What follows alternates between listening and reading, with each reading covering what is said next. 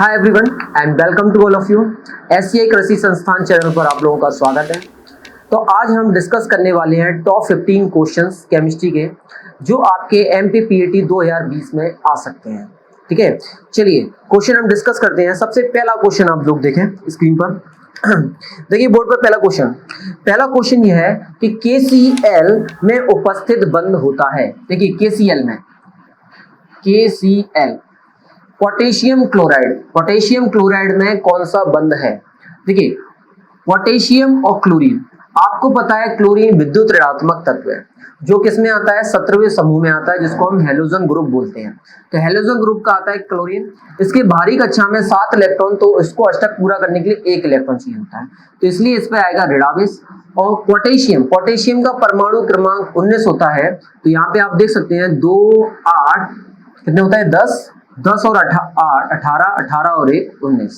Clear? तो बाहरी कक्षा में 1 इलेक्ट्रॉन, इसके बाहरी कक्षा में कितने हैं? 7। तो यहाँ पे ये 1 इलेक्ट्रॉन अपना दान में देगा तो कौन सा आवेश आएगा? धनावेश। जो एक दान में देगा वो ये ग्रहण करेगा क्योंकि इसको 1 इलेक्ट्रॉन चाहिए अष्टक के नियम के अकॉर्डिंग। तो यहाँ पे धनावेश और ऋणावेश, और जब धनावेश और ऋणावेश आता है तो कौन सा बंध बनता है? आयनिक बंध बनता है। क्लियर है? तो ये पता होना चाहिए जब इलेक्ट्रॉन का पूरी तरीके से स्थानांतरण हो जाता है, मतलब इसने दिया इसने लिया, तो कौन सा बंध बनेगा? आयनिक बंध बनेगा। इसलिए इसका आंसर होता है आपका ए आंसर। क्लियर? चलिए सेकंड क्वेश्चन पे आइए। क्लोरीन में उपस्थित संयोजी इलेक्ट्रॉन की संख्या क्या है? क्लोरीन, जैसा कि हमने अभी देखा था क्लोरीन में, तो क्लोरीन की बात कर रहे हैं। क्लोरीन का परमाणु क्रमांक 17। और बोरवरी का नियम जो कहता है, बोरवरी ने कहा था, बोरवरी के अनुसार हम क्या करते हैं? इलेक्ट्रॉन को भरना सीखते हैं। तो पहली कक्षा में 2 8 8 18 18 32 इसके अकॉर्डिंग इलेक्ट्रॉन को भरा जाता है।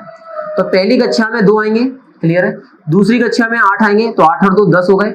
अगली कक्षा में 8 होना चाहिए, लेकिन इसमें कितने बचे? 7। तो बाहरी कक्षा में कितना आएगा? 7 आएगा।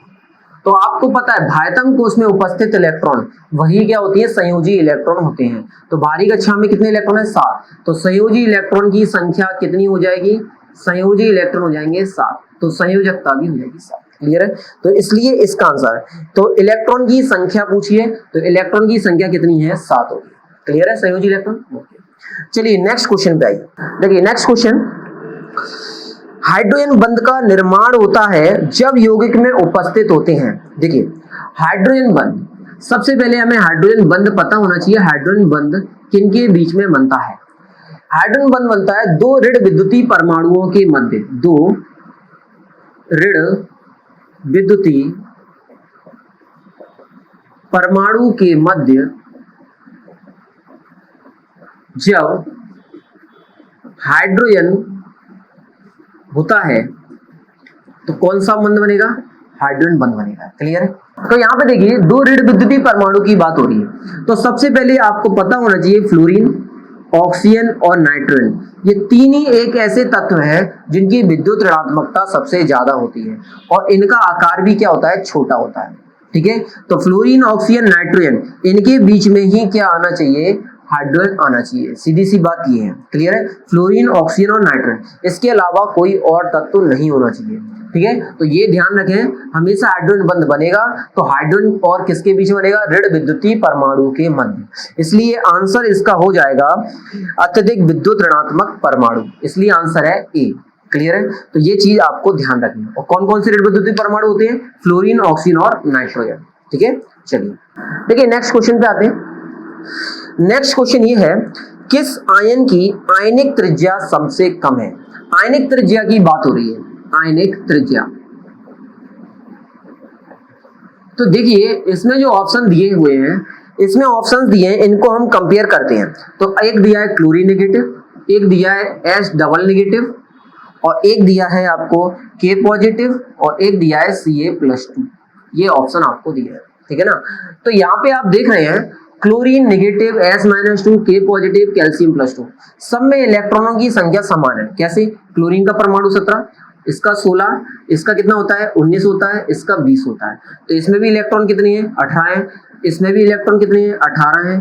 इसमें भी इलेक्ट्रॉन कितने हैं? 18 है। इसमें भी इलेक्ट्रॉन 18 है। कैसे पता चला?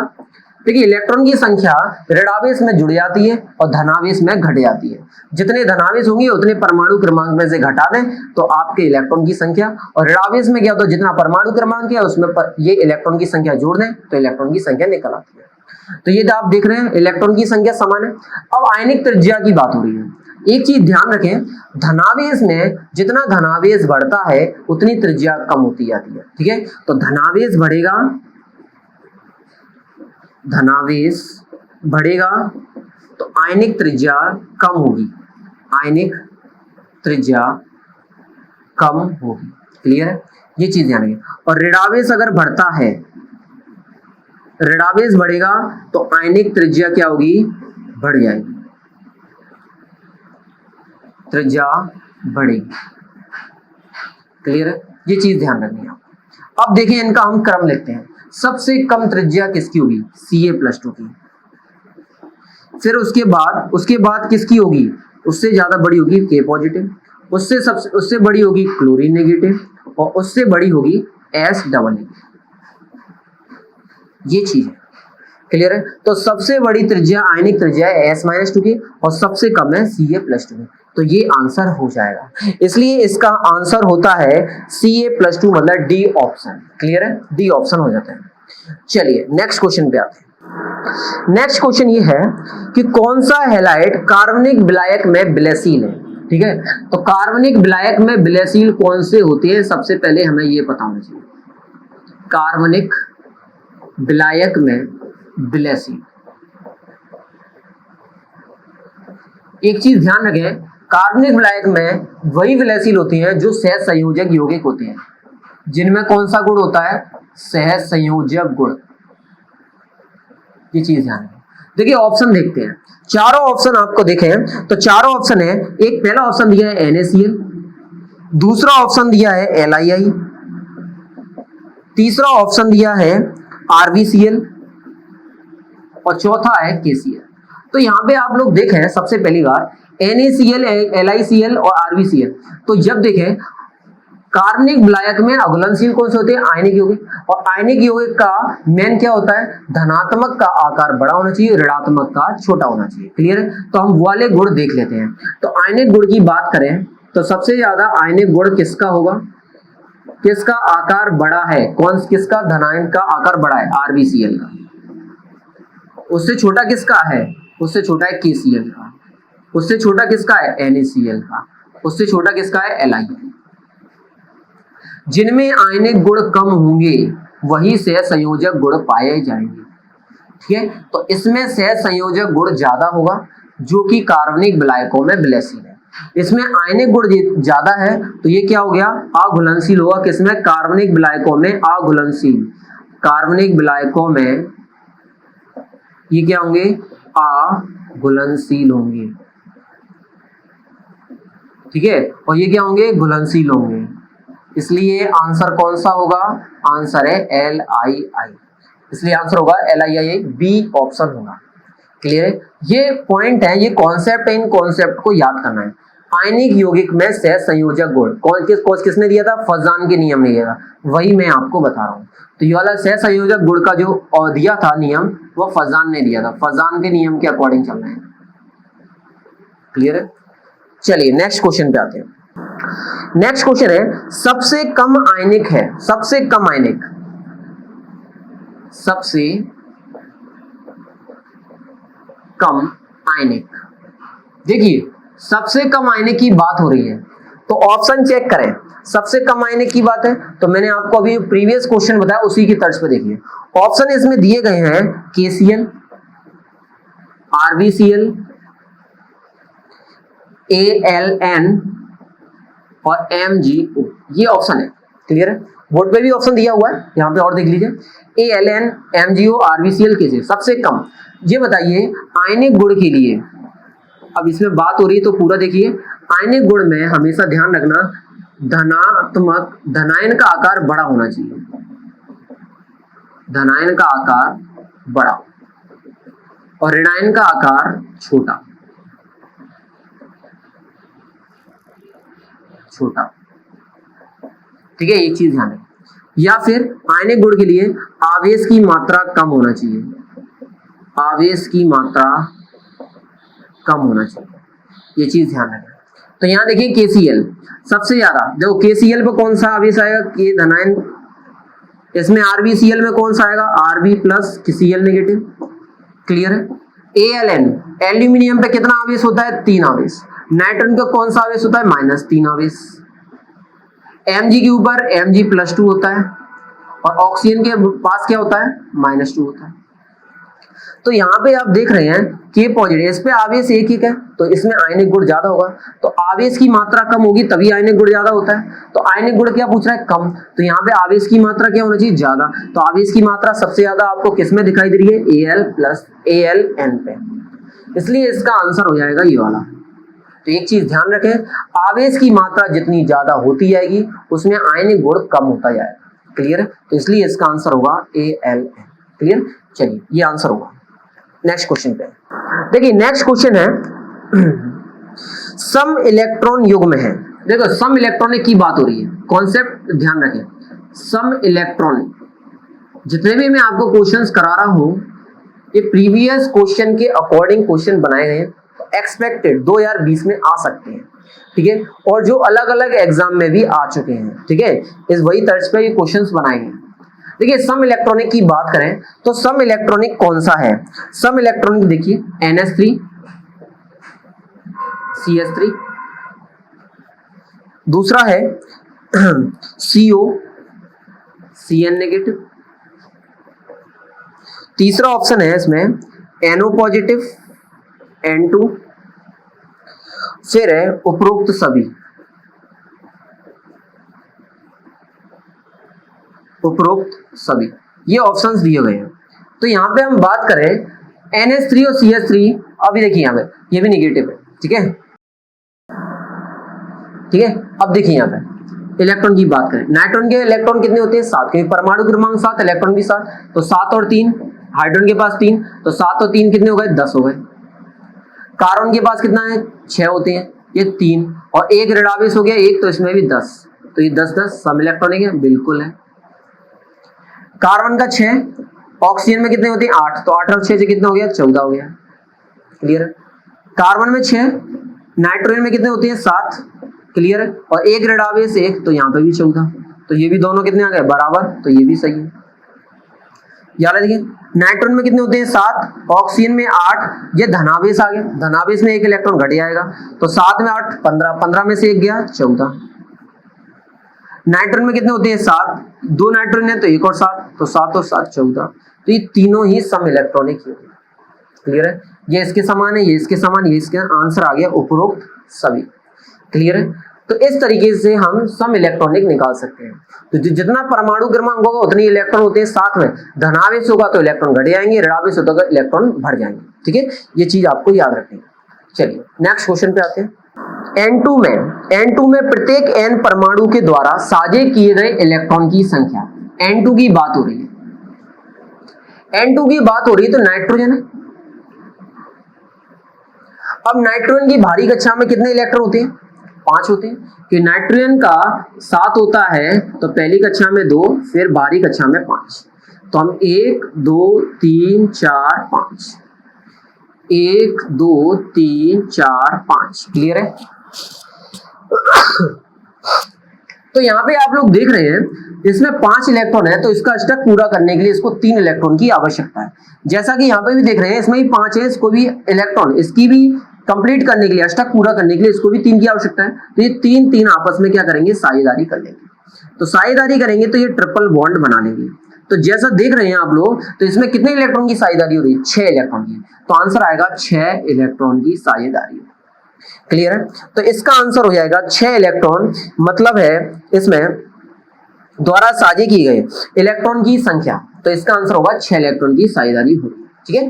चलिए नेक्स्ट क्वेश्चन में देखिए, अगला क्वेश्चन है किसी धातु M का इलेक्ट्रॉनिक विन्यास, एक M है धातु, इसका इलेक्ट्रॉनिक विन्यास दिया गया है, इसका इलेक्ट्रॉनिक विन्यास है 1s2 2s2 2p6 3s2 3s1 दिया हुआ है, और उसके ऑक्साइड का, उसमें लिखा हुआ है इसके ऑक्साइड का सूत्र क्या होगा, ऑक्साइड का सूत्र बताना है। तो जैसा कि आप देख रहे हैं, ऑक्साइड का सूत्र बताना है तो ऑक्साइड को हम क्या कहते हैं, ऑक्साइड होता है O-2। ठीक है, अब इसके ऑक्साइड का मतलब M और O में क्या रिलेशन है, ऑप्शंस दिए गए हैं। अब देखिए M है, इसका परमाणु क्रमांक कितना हो रहा है, 2, 2 4 और 6 10 और 1 11। क्लियर है। अब इसका M का परमाणु क्रमांक 11 है, तो पहली कक्षा में 2 और दूसरी कक्षा में 8, अगली कक्षा में कितने हैं, 1 है। देखो तीसरी कक्षा में कितने इलेक्ट्रॉन, 1 इलेक्ट्रॉन। तो अष्टक पूरा करने के लिए ये 1 इलेक्ट्रॉन अपना त्यागेगा, तो 8 इलेक्ट्रॉन होना चाहिए, यहाँ तो 1 ही है, तो 1 इलेक्ट्रॉन ये क्या करेगा, त्याग देगा। तो M के ऊपर कौन सा आवेश आ जाएगा, धन आवेश आ जाएगा, ये इलेक्ट्रॉन क्या कर देगा, त्याग।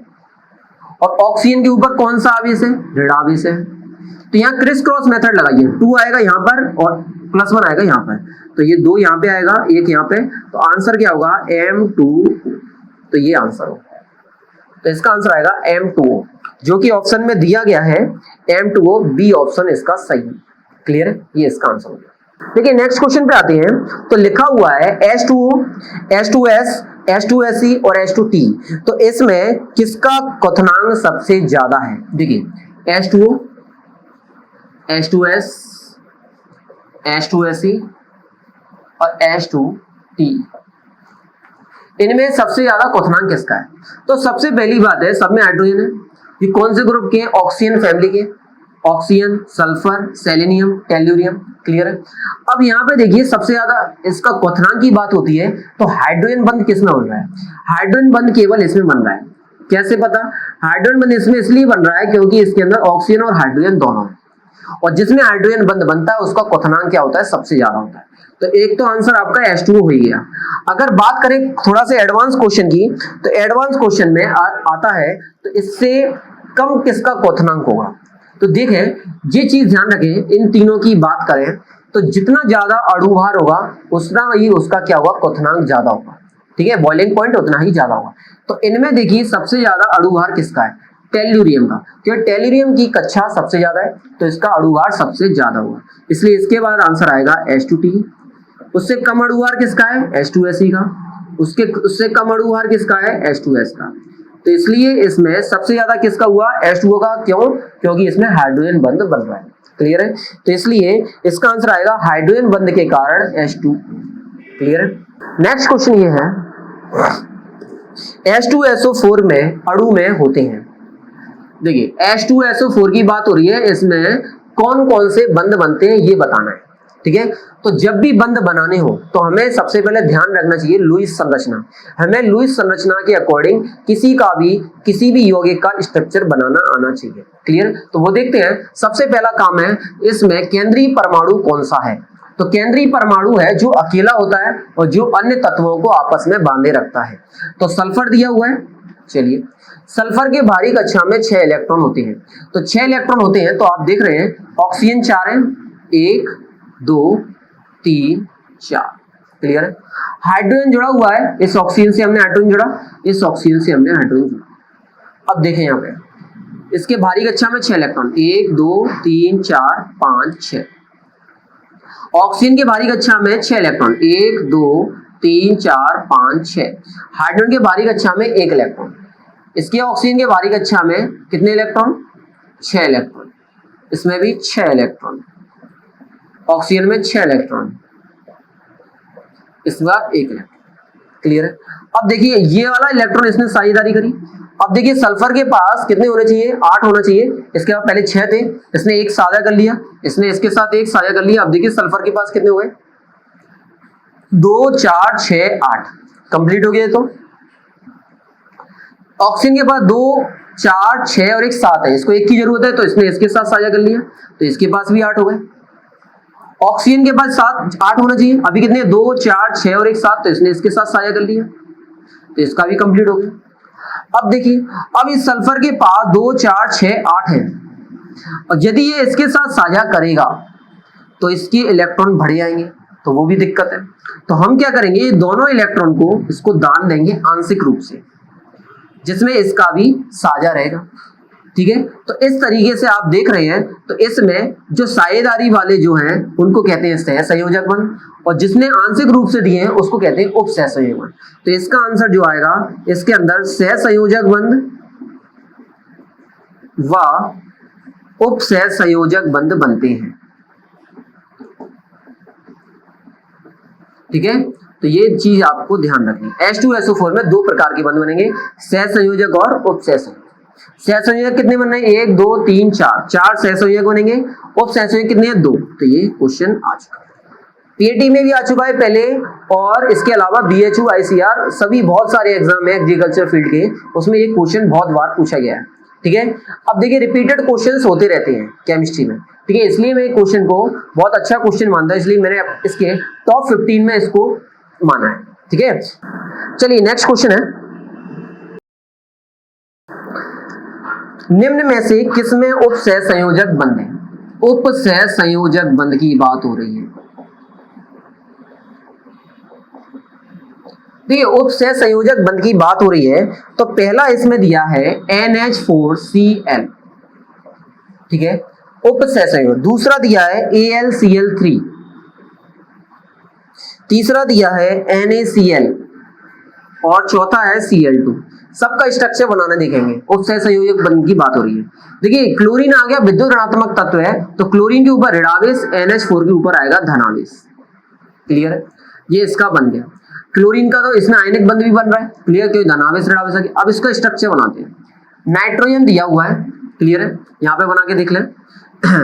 नाइट्रोजन अगर दिया हुआ है, बारीक कक्षा में कितने इलेक्ट्रॉन होते हैं? 5, बना लिया। हाइड्रोजन कितने? 4, तो 1 2 3 4। ऊपर धनावेश है, मतलब क्या है, इसका एक इलेक्ट्रॉन निकल गया। ठीक है, तो एक इसके इलेक्ट्रॉन, इसके पास एक इलेक्ट्रॉन, इसका एक इलेक्ट्रॉन, लेकिन इसके पास इलेक्ट्रॉन नहीं है क्योंकि इसने दान में दे दिया था। ठीक है, तो इसने इसके साथ साया करा, इसने इसके साथ, इसने इसके साथ, तो आप देख रहे हैं नाइट्रोजन के पास कितने हो गए? 8 हो गए, 2 4 6 8। क्लियर है, अब लेकिन हाइड्रोजन के पास तो एक भी इलेक्ट्रॉन नहीं है, तो इसका स्टेबल बनाने के लिए क्या करेगा? ये इसको आंशिक रूप से दे देगा। जब इसको ये आंशिक रूप से देगा तो यहाँ पे कौन सा बंध बनेगा? उपसहसंयोजक बंध, इसलिए आंसर हो जाएगा NH4Cl। क्लियर है, क्लोरीन है, इसके भारी कक्षा में 7, इसके भी भारी कक्षा में 7, तो आप देखें 1 2 3 4 5 6 7, 1 2 3 4 5 6 7, इसको एक एक इलेक्ट्रॉन चाहिए, आपस में साया करेंगे तो इसमें कौन सा होगा? सहसंयोजक बनेगा। तो ये गलत हो गया। NaCl है, तो NaCl इसका विद्युत धनात्मक था, ये ऋणात्मक, तो धनावेश और ऋणावेश आएगा, तो धनावेश ऋणावेश वाला कौन सा होगा? आयनिक, तो इसमें कौन सा होगा? आयनिक बनेगा, तो ये भी गलत हो जाएगा। AlCl3 भारी कक्षा में 3, इसके भारी का, इसको एक एक इलेक्ट्रॉन चाहिए, तो ये तीनों इलेक्ट्रॉन एक एक करके इसको दान में दे देगा। ठीक है, दान में देगा मतलब साझा करेगा, तो साझा करेगा तो ये इसमें भी कौन सा होगा? आयनिक बंध बन सकता है, और सहसंयोजक गुण भी हो सकता है, लेकिन उपसहसंयोजक नहीं बनेगा। क्लियर है, इसलिए आंसर आएगा आपका NH4Cl। क्लियर है, आंसर है A। नेक्स्ट क्वेश्चन है, एक तत्व का परमाणु भार 40 है, परमाणु भार है 40, उसका इलेक्ट्रॉनिक विन्यास दिया है 1s2 2s2 2p6 3s2 3p6। Clear है, तो आपको निकालना है परमाणु क्रमांक व न्यूट्रॉन की संख्या निकालनी है, सीधी सी बात है। देखिए परमाणु क्रमांक होता है इलेक्ट्रॉन की संख्या के बराबर, तो यहाँ पे कितने इलेक्ट्रॉन्स हैं? 2 4 6 और 4 10 और 2 12 और 6 18, तो इलेक्ट्रॉन की संख्या जो है इसमें कितनी है? 18 है। कितनी है? 18। जब इलेक्ट्रॉन 18 होंगे तो परमाणु क्रमांक भी कितना होना चाहिए? 18 होना चाहिए। तो क्लियर है, तो परमाणु क्रमांक है इसका 18। अब न्यूट्रॉन की संख्या की बात करें तो न्यूट्रॉन की संख्या जब भी निकालनी हो तो परमाणु भार में से परमाणु क्रमांक को माइनस कर दो, तो न्यूट्रॉन क्या होंगे? 40 में से 18 माइनस करेंगे तो कितना आएगा आंसर? 22। क्लियर है, तो इसका आंसर होगा परमाणु क्रमांक 18 है, न्यूट्रॉन की संख्या 22 है। क्लियर है, तो इसका आंसर होना चाहिए ए आंसर, 18 और 22। क्लियर है, चलिए नेक्स्ट क्वेश्चन पे आते हैं। नेक्स्ट क्वेश्चन ये है, ट्राइटियम के नाभिक में होते हैं, ट्राइटियम के नाभिक में होते हैं। देखिए ट्राइटियम का जो फॉर्मूला होता है वो होता है 1H3। क्लियर, कितना होता है? 1H3, ये ट्राइटियम का फॉर्मूला है। इसमें क्वेश्चन ये पूछ रहा है इसमें कितने प्रोटॉन है और कितने न्यूट्रॉन है। तो प्रोटॉन, ये चीज ध्यान रखें, परमाणु क्रमांक जितना होगा उतने ही प्रोटॉन होंगे, अब प्रोटॉन देखिए, परमाणु क्रमांक 1 है तो प्रोटॉन की संख्या भी है कोई, क्लियर है। अब न्यूट्रॉन की संख्या की बात करें तो न्यूट्रॉन की संख्या जब भी निकालनी है तो वो कैसे निकालेंगे, परमाणु भार में से परमाणु क्रमांक माइनस करेंगे। तो परमाणु भार है 3, परमाणु क्रमांक 1, 3 में से 1 गया 2, इसलिए आंसर होगा न्यूट्रॉन होंगे 2, परमाणु क्रमांक होगा 1, इसलिए आंसर है आपका इसमें डी ऑप्शन। प्रोटॉन की संख्या 1 होगी, न्यूट्रॉन की संख्या 2 होगी, क्लियर है। चलिए